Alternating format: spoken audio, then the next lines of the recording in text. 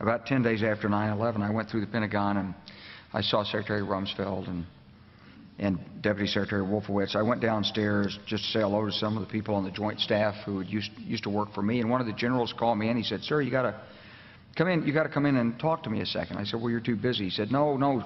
He says, "We've made the decision. We're going to war with Iraq." This was on or about the 20th of September. I said, "We're going to war with Iraq. Why?" He said, "I don't know."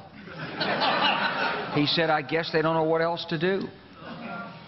So I said, "Well, did they find some information connecting Saddam to Al-Qaeda?" He said, No. He says, "There's nothing new that way. They just made the decision to go to war with Iraq."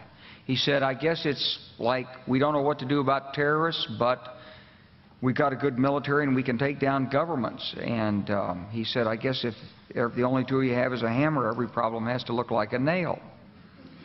So I came back to see him a few weeks later, and by that time we were bombing in Afghanistan. I said, "Are we still going to war with Iraq?" And he said, "Oh, it's worse than that." He said, he reached over on his desk, he picked up a piece of paper, and he said, I just got this down from upstairs," meaning the Secretary of Defense's office today, and he said, "This is a memo that describes how we're going to take out 7 countries in 5 years, starting with Iraq and then Syria, Lebanon, Libya, Somalia, Sudan, and finishing off Iran." I said, "Is it classified?" He said, "Yes, sir." So go through the countries again.